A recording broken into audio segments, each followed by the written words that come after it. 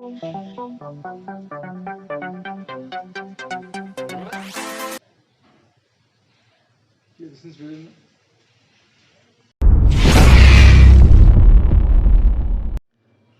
رمضان الذی انزل فیہ القرآن، ماہ رمضان وہ مقدس اور شان و عظمت والا مہینہ ہے جس میں قرآن حکیم نازل ہوا۔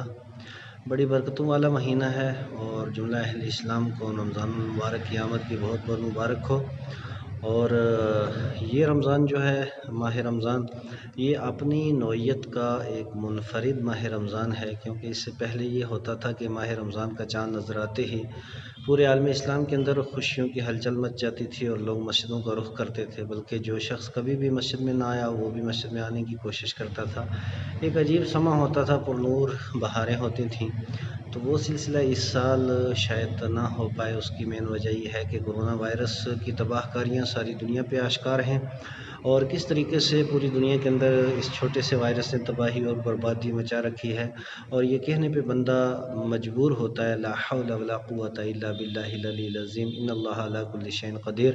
ساری قوتیں اللہ تعالیٰ کی، اور اللہ تعالیٰ قادر مطلق ہے، اس وحدہ لا شریک کی قدرتوں کا اظہار ہو رہا ہے۔ تو میں جملہ اہل اسلام سے گزارش کروں گا کہ یہاں پہ دو تین باتیں آپ کی بارگاہ میں لے کر کے آیا ہوں، ان کا خاص خیال رکھیں۔ سب سے پہلی اور بنیادی بات یہ ہے کہ نماز تراویح، کیونکہ حفاظ قرآن جو ہیں وہ تراویح کے اندر قرآن حکیم سناتے ہیں، اور اہل اسلام بڑے ذوق اور شوق کے ساتھ قرآن حکیم سنتے۔ اس سال حفاظ کرام جو ہیں وہ قرآن حکیم سنائیں، اور سننے والے دو چار لوگ ہی ہوں، اس سے زیادہ نہ ہوں۔ اور اس تعلق سے میں یہ بھی گزارش کروں گا کہ ہماری جو مسجدیں ہوتی ہیں عموماً وہ دو طرح کی ہوتی ہیں۔ ایک مسجد سیفی ہوتی ہے، اور اسی مسجد کا کچھ حصہ شتوی ہوتا ہے۔ سیفی اور شتوی کا یہ مطلب ہوتا ہے کہ مسجد ایک ہی ہوتی ہے عموماً گاؤں دیہاتوں کے اندر اور شہروں کے اندر بھی، خاص کر جو پرانی مسجدیں ہیں، کہ مسجد کے گیٹ کے اندر کچھ حصہ خالی ہوتا ہے جو صحن کہلاتا ہے، اور کچھ حصہ جو ہے اس کے اوپر چھت ہوتی ہے یا دیواریں ہوتی ہیں۔ تو صحن مسجد جو ہوتا ہے تو یہ بھی مسجد ہی ہوتا ہے، اس کے اندر بھی نماز اور جماعت وغیرہ بالکل ہو سکتی ہے۔ تو موجودہ حالات کے مطابق میں یہ گزارش کروں گا، جب شدید دھوپ نہ ہو تو عام طور پہ جو نمازیں ہوں، نماز تراویح ہے، مغرب ہے، فجر ہے، وہ اگر صحن کے اندر ادا کی جائے تو یہ زیادہ مناسب ہے، زیادہ بہتر ہے، کیونکہ جو ماحول ہے اس اعتبار سے میں یہ عرض کر رہا ہوں۔ اسی طریقے سے چار پانچ بندے جو ہیں وہ تو مسجد کے اندر قرآن سنیں گے بھی اور حافظ صاحب قرآن سنائیں گے۔ اس کے علاوہ عام لوگ جو نماز تراویح، تو دو دو چار چار آدمی گھروں کی چھتوں پر یا کوئی کھلا حال ہو اس کے اندر وہ جمع ہو جائیں، اور ایک بندہ نماز تراویح جو ہے وہ ادا کروا دے۔ اگر کوئی حافظ قرآن حکیم سنائیں تو یہ بھی بڑی مناسب اور بڑی اچھی بات ہے۔ اور اسی طریقے سے اگر کہیں جماعت کا سلسلہ قائم نہیں ہو سکتا ہے تو تنہا تنہا وہ لوگ نمازیں ادا کریں۔ اسی طرح عورتیں بھی نماز تراویح ادا کریں، تو نماز تراویح اس طریقے سے ادا کریں۔ اور اس کے علاوہ جو مسجدوں کے اندر چار پانچ لوگ یا جتنے کی پرمیشن انتظامیہ دے اتنے ہی لوگ مسجد کے اندر آئیں، اس سے زیادہ ہرگز نہ آئیں۔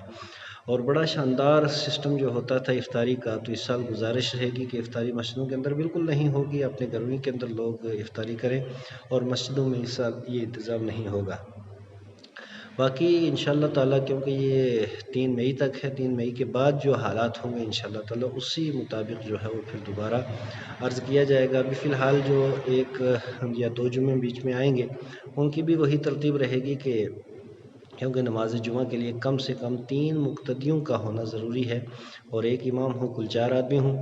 تو اس طریقے سے جو ہے وہ کم سے کم تعداد میں مسجد جمعے کے اندر بھی آئیں۔ پھر ہاں اگر اس کے بعد اجازت مل جاتی ہے تو اس کے بعد تو پھر دوسرا اعلان کیا جائے گا۔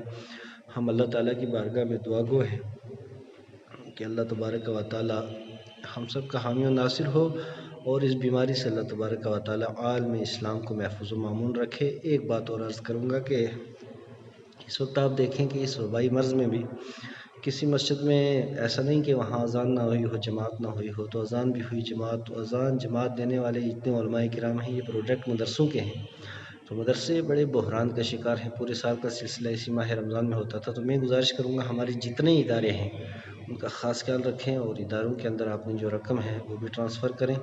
ہمارا ادارہ جو ہے پونچھ کے اندر ہے، ہمارا جامعہ مدینہ الاسلام ہے، دارالعلوم رضویہ سلطانیہ ہے، جامعہ انوار العلوم ہے، اور جتنے بھی ادارے ہیں ان سب اداروں کا جو ہے وہ آپ خاص خیال رکھیں۔ اللہ تبارک و تعالی ہم سب کا حامی و ناصر ہے، اور یہ بھی کہ کوئی غریب اور کوئی بھی مسکین کوئی بھی نادار آدمی جو ہے وہ اس بیماری کے عالم میں اور اس وبائی مرض کے اندر بھوکا نہیں سونا چاہیے. ہر ایک تک راشن پہنچانا ہر بندہ اپنا فرض سمجھے. جماعت اہل سنت بھی اس سلسلے میں لگی ہے. اللہ تبارک و تعالی ہم سب پہ کرم